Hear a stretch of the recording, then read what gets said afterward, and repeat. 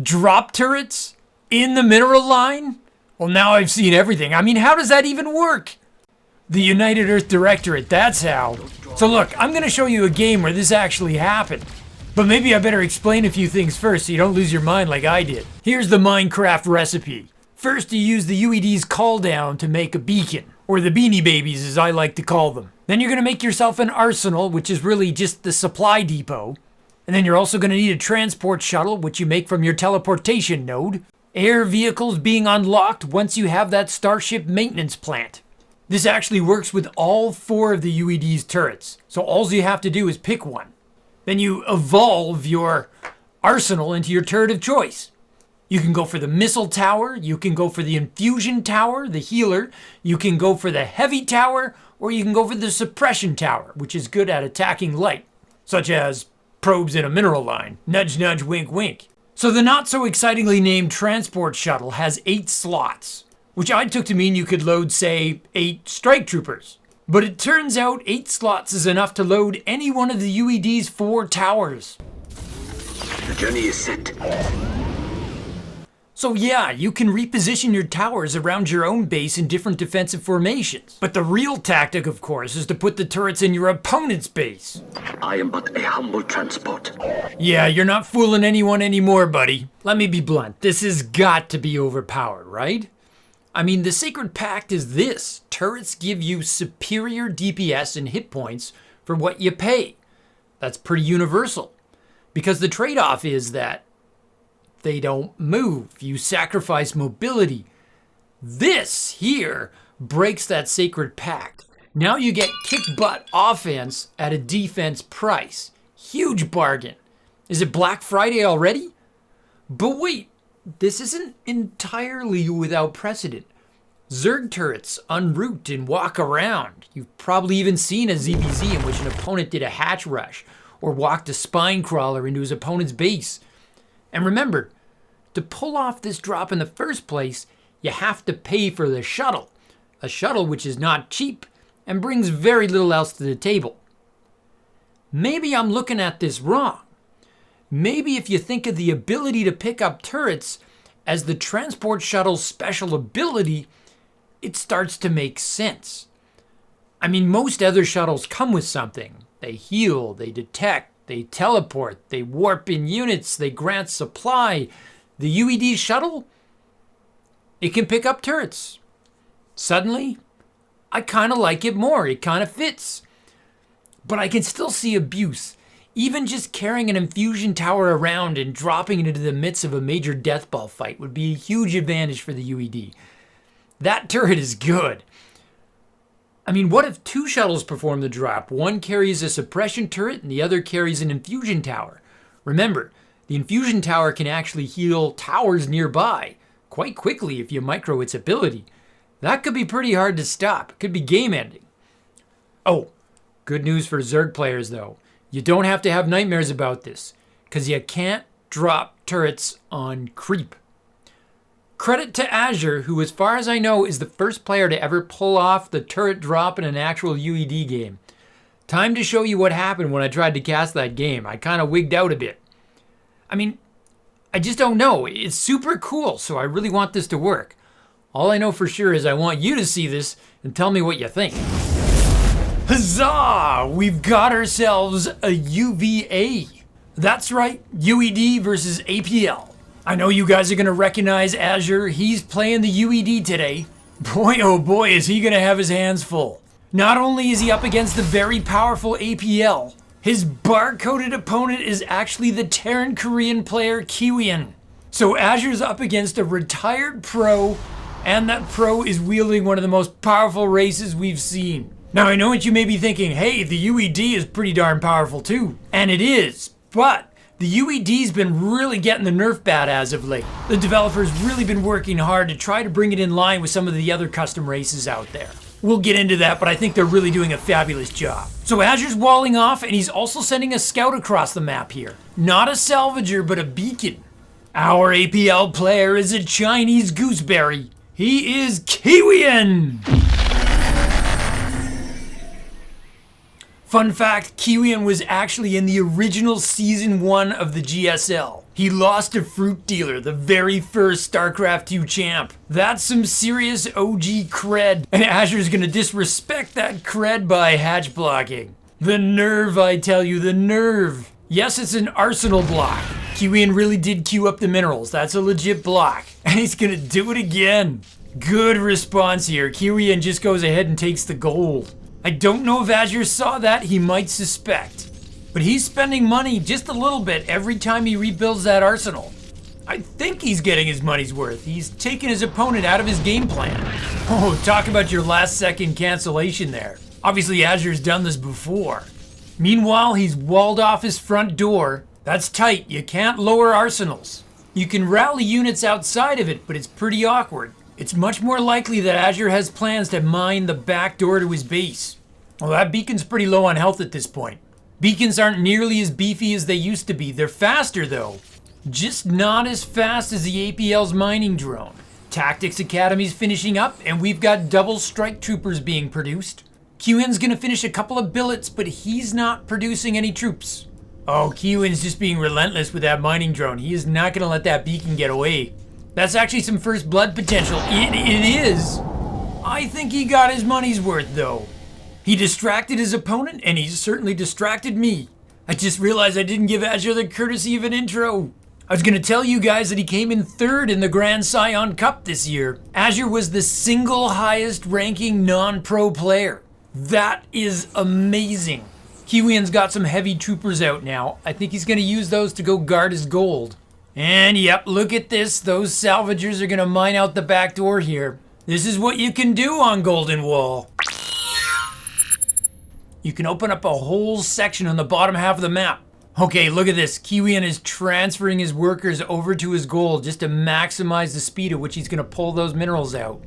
The longer that goes on, the further Kiwian gets ahead. And Azur hasn't actually seen this, right?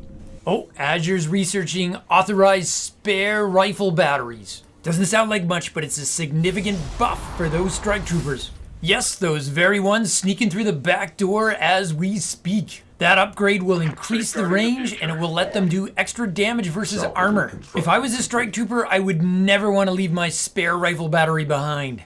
Oh, he knows. It flashed on his minimap. I don't know how Azur did it. His beacon must have caught sight of it because he knows. And he's going to be able to snipe those mining drones right under the nose of those heavy gunners. This is a great start for Azur. He needed this. Kiwian's so fast with the pull there, but his mining is effectively shut down. And once the strike troopers get the upgrade, they're going to be able to outrange those gunners. Oh, great reaction by Kiwian. He just Maynards all of his mining drones back to his natural, which he conveniently has built. Heads up, Azur's following this up with a drop. It's loaded with a vehicle of some kind. It's hard to tell from the image. Those heavy gunners do not shoot up though, so they can't do anything to that transport shuttle. They're going to have to wait for the drop to actually happen. Azur has an opportunity to pull them out of position. Oh, he's actually got a second one. That's actually a suppression turret. I think he's dropping turrets. Transport shuttles can drop turrets. I did not know you could do that. Oh, this is so cool. It's a double drop. And he picks the turret back up. So the suppression turret's actually going to do extra damage against workers. It does double damage against light. How many shots does it take? It takes 3 shots to kill a mining drone. And those shots are fast. It is armored though, so the heavy gunners do good damage against it. This is so deadly though. Kiwian has to clean this up. He's just gonna lose a ton of workers. And he just got supply blocked because I think he just lost his gold base. I missed that off screen because I'm too busy watching these turret drops. I mean, that's insane. Kiwian doesn't have any air to shut this down. He doesn't even have the ability to shoot air.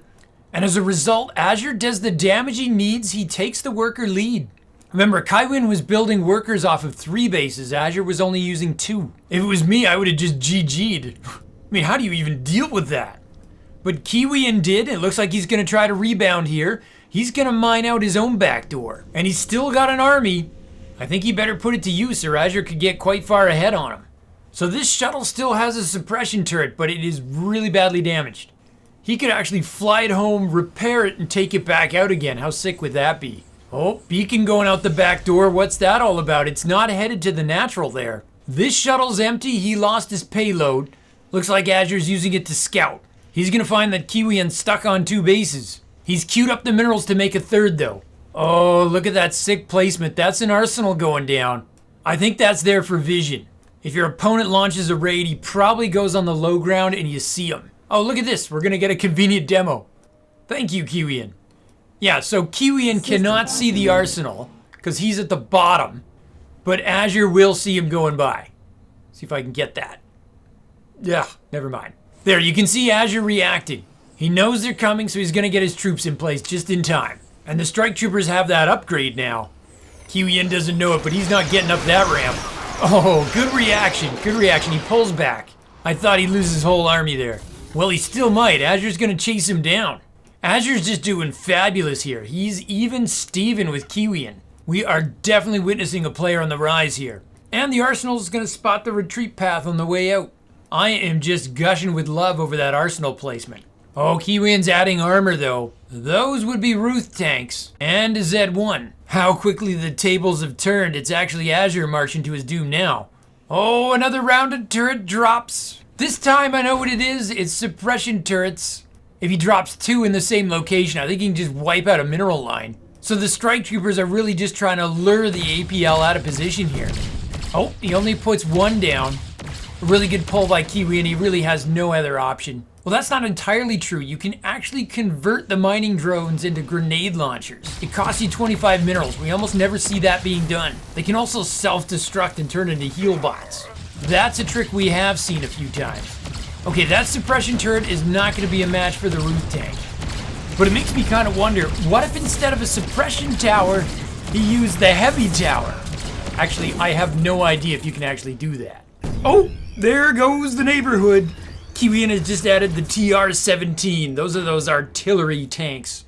We've seen those a few times on this channel. They fill the role of the Terran tank. A whopping 46 damage at a range of 13. It is just a killer machine, and it can even slowly move while it's sieged up. You can totally feel Asur going, oh crap, he's adding some defense. And the more I think about it, the more I kind of like it, because if Asur kind of overdoes it on defense, he has the option of using his transport shuttles to pick up those turrets and using them offensively. I mean, I'm not really sure if that works. We haven't seen it yet. You can obviously use them to harass, but can you add them to battles? I don't see why not. Once again, that arsenal gives Asur the early warning. I think I've geeked out over that placement enough. I'll probably give it a rest. The TR-17s are going to siege up. Asur's added the heavy tower at the top of his ramp there, and it's in the range of an infusion tower.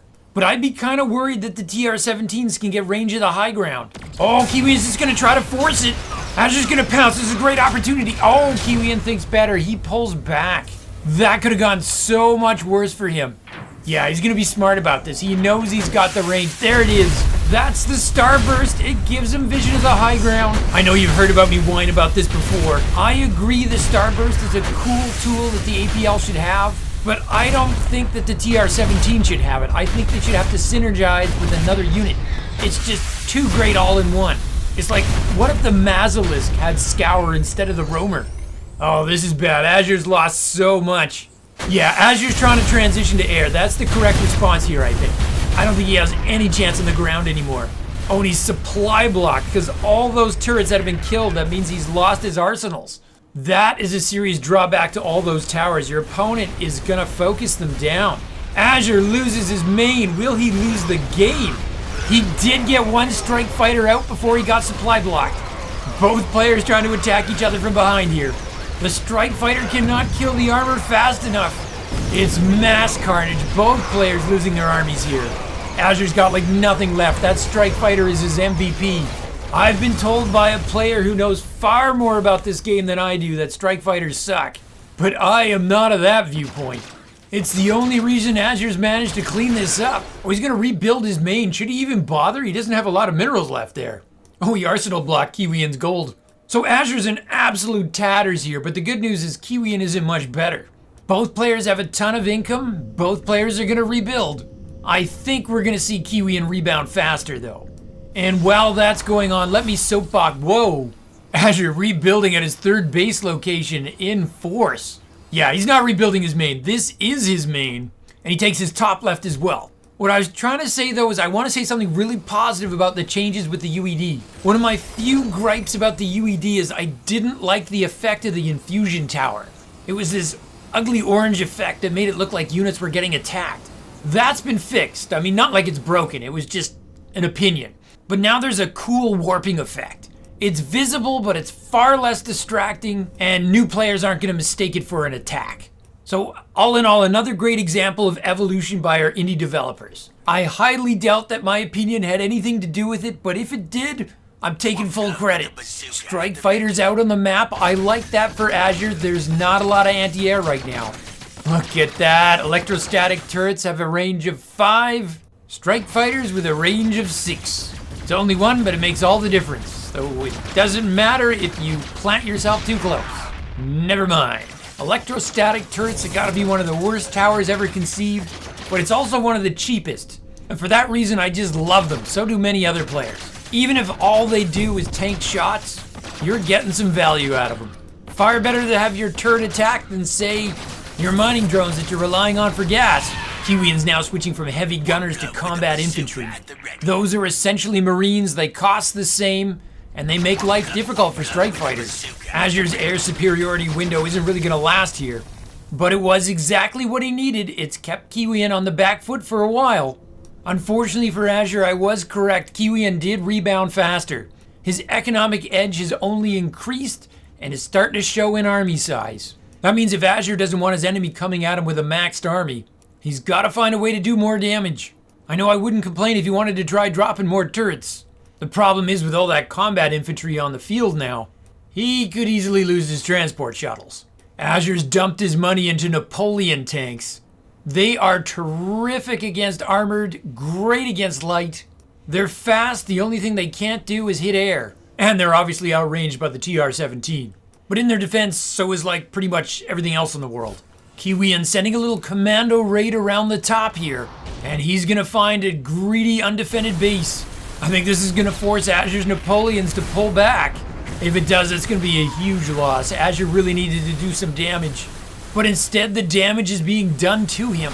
Oh, I just noticed the idle time differential between the two players. That's that level of intensity that Kiwian brings as a pro. As good as Azure is, he's facing somebody who's just taken things to a whole new level. Azure gets the cleanup, and actually as a result, he's actually ahead on army. I'm impressed. I thought this game was over when he lost his main. But main schmain, he's gonna make a game out of it. But I don't think Kiwian's interested in messing around. He's adding a whole bunch more TR-17s. Azure's trying to sneak some forces into the dark side of the moon here, but he gets busted by a trooper. He died, but he gave his life for some pretty valuable intel. Napoleon's outranging that electrostatic defense turret. A lot of things do. But hey, ET, I only tease you because I love you. I wouldn't say the ET is my favorite tower, but it's definitely on my list. Oh no, vulnerable Beanie Babies, not the Beanie Babies! Kiwian is a baby killer. This is unacceptable behavior. Azure has to pull all his forces back again to try to put a stop to this. Kiwian's commando raids is being super successful. He's doing a little bit of damage, but he's also keeping Azure bouncing back and forth through the middle of the map. And when you can do that, you keep your own bases safe. Oh, the salvagers are not very good at combat. They do 5 damage, sort of the standard, just like a drone or a probe. But only 45 hit points, no healing, no bells or whistles of any kind. Oh, Kiwian's working on his air transition. He's got Ospreys in the works here. They look like flimsy helicopters, but boy do they win games. Wow, it's remarkable how long that arsenal survived. Kiwian's like perched all around it. Okay, so both players have pulled back again. They have equivalent army sizes. The biggest differentiator is really that Kiwian is pulling in a lot more gas. Azure's gonna hit the top right. Ospreys are headed south. The defense here is built to anticipate an attack from the rear, but a frontal assault's just gonna roll right in. Azure needed this. Kiwian's so close to maxing out, and once he does, he's gonna be looking to trade. TR-17's on the high ground. Azure got the base, that's key, but he's about to be cut off, I think. The Typhoons have been nerfed a bit too, eh? They're no longer as incredibly killer as they used to be.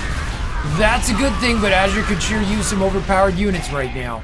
Azure's researching repair for his Crimson Eyes. It basically gives him medevac detectors. That's important. Oh, and ET actually took out a dropship. Electrostatic defense turrets showing their value yet again. TR-17 on the high ground. No, they're coming down. They mean business. Time to splat some troops here. And here comes the thicket of Ospreys. They do not look like they should be able to go toe-to-toe with strike fighters. But with numbers like that, they can and they will. Even after that harass, Kiwian's at 92 workers. His economy is officially humming, but his UED opponent is on the attack here. Oh, that's a lot of armor sieging up. Troops might actually be pretty decent against TR-17s, because the TR-17 doesn't actually splash. I mean, they'll still individually slaughter troops. Oh, you can see all the UED troops just kind of timing out there. After a UED troop dies, it kind of lingers for a little bit, just in case the player has a Lazarus who can revive it. Oh cool, the Osprey all landed. That was probably a misclick, because I don't think he had anything to load. But yeah, Osprey can also act as troop carriers. Azure's attacking away here, and I get why he's doing it. But the problem is, Kiwian's really increasing his army lead here. Asur just has no way to deal with that death ball. TR-17's at its core, backed by Osprey, sprinkled with other stuff. It's just a tall order, and the UED player can't really attack it directly. Typhoon's on the high ground. Is that a potential defense? And Azure does have an upgrade lead, but he's definitely lost control of the skies at this point. And Kiwian is eyeing his forward base here. Missile turrets, and lots of them. But Kiwian can pull back his Ospreys and then just send forward his ground units. Azure does not want to lose this base, but this is going to be a tough hold for him. Typhoon's doing some serious work here. Is it enough to hold? The TR-17's outranged the Typhoons. He's got to find a way to snipe them. Oh, Valkyrie's coming in to counter the Ospreys. But Kiwian countering with Raptor jets. Azure trying to take back control of the sky, but Kiwian decides that's not gonna happen. Azure desperately trying to rebuild his turret defenses. I thought this base was overrun a long time ago, but the UED is holding. They are united, they are earthy, and they are directing things. Kiwian's rebuilding his death ball here. Both players going full macro as they try to get troops into the field. Azure's got his worker count up to 82 and he's actually pulling more money. Oh, but he's about to lose his gold base. And Kiwian's got an opportunity to get on top of his production here. That could be a serious problem. Kiwian sees an opportunity. He's going for it. A couple more Valkyries take to the sky, but I don't think there's enough of them. You just do not want to be behind on army when the APL comes a-knocking. Now Kiwian's able to jump on all of his units just as they spawn. He's not going to be able to form his units into a fist, and it's GG. That was a tall order for Azure, but he gets extra points from me for inventing the drop turret. That was really something. Congrats to Kiwian. If I was getting turret drop for the first time, I would be a mess. It would be an instant loss. But hey, number one, he's Kiwian, and two, he got to play the APL in this matchup. That's gotta help. Congrats to Azure because he's shown us something new and super cool. Now, as with anything new, there could well be balance issues, but I want to defend this. I'd hate to see it removed. It's just too funky to be lost. My suggestion is, if they decide it's too powerful, consider a cooldown which slows down the transport's ability to drop and pick up turrets. But at this point, I'm not even sure that's necessary. We need more testing. Let me know what you guys think. Anyways, I'm off. I'm working on a project here, guys, that's going to wreak havoc with my ability to upload, but I just can't stop myself. All I can say is make sure you check back here in a bit because I hope to have something wicked to show you all.